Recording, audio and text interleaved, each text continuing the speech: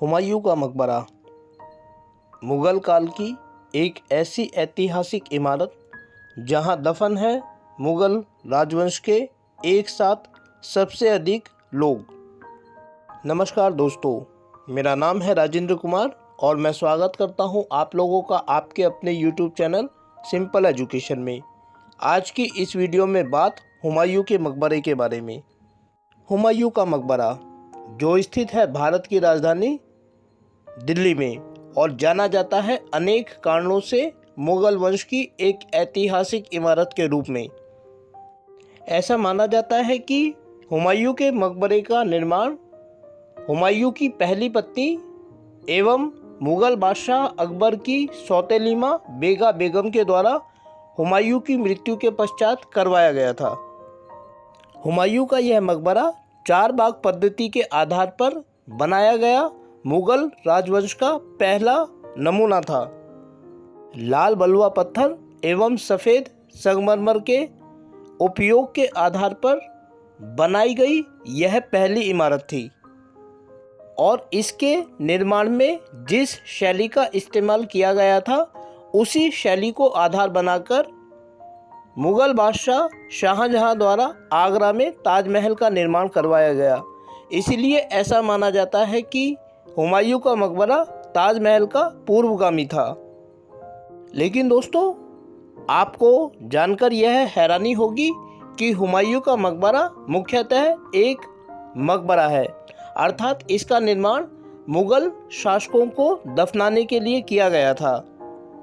और आपको यह भी जानकर हैरानी होगी कि मुग़ल राजवंश का यही एकमात्र ऐसा नमूना है जहां एक साथ मुग़ल वंश के सबसे ज़्यादा लोग दफन हैं। यदि हम बात करें कि इस मकबरे में मुग़ल वंश के किन किन लोगों को दफनाया गया है, तो सबसे पहले हुमायूं था जिसको इस मकबरे में दफनाया गया और हुमायूं को दफन करने के लिए ही इस ऐतिहासिक इमारत का निर्माण हुमायूं की पहली पत्नी बेगा बेगम के द्वारा करवाया गया था।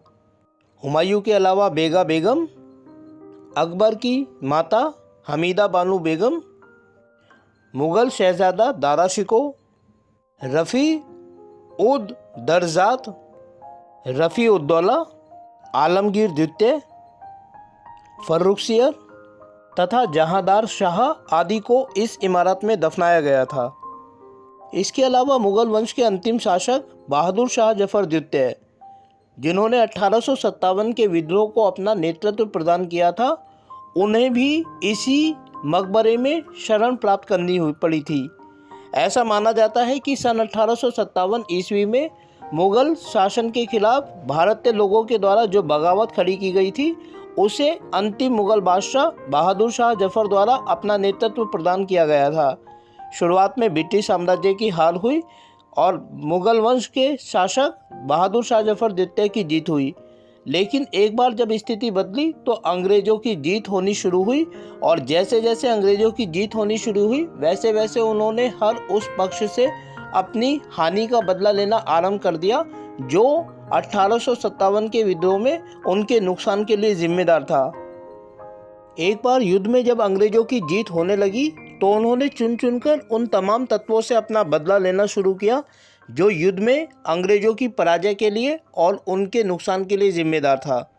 इसी कड़ी में क्योंकि बहादुर शाह जफ़र द्वितीय ने विद्रोह को अपना नेतृत्व प्रदान किया था, इसीलिए अंग्रेज़ों द्वारा बहादुर शाह जफ़र को भी दंडित किया जाना स्वाभाविक था।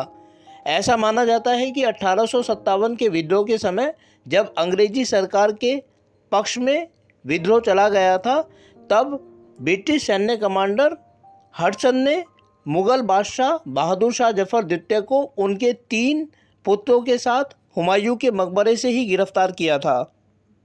ऐसा माना जाता है कि विद्रोह को नेतृत्व प्रदान करने के कारण मुग़ल बादशाह बहादुर शाह जफ़र द्वितीय को अंग्रेज़ी सरकार के द्वारा भारत से निर्वासित करके बर्मा भेज दिया गया था और बाकी की उन्होंने अपनी ज़िंदगी बर्मा में ही निर्वासित के रूप में व्यतीत की।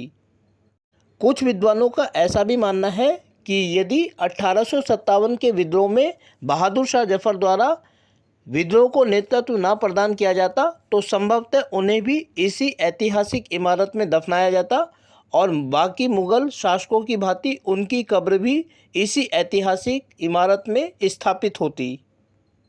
ये थी कहानी दोस्तों हुमायूं के मकबरे की, जहां एक साथ दफन है मुगल राजवंश के अनेकों लोग।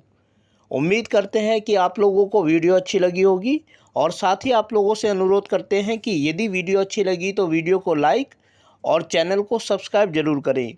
और यदि इस संबंध में आप एक विस्तृत वीडियो देखना चाहते हैं तो कमेंट बॉक्स में यस लिखें। बहुत जल्दी ही आप लोगों के सामने इससे संबंधित एक विस्तृत वीडियो प्रस्तुत की जाएगी। तो अगली वीडियो तक के लिए आप लोगों से विदा लेना चाहेंगे। वीडियो को देखने के लिए आपका बहुत बहुत धन्यवाद।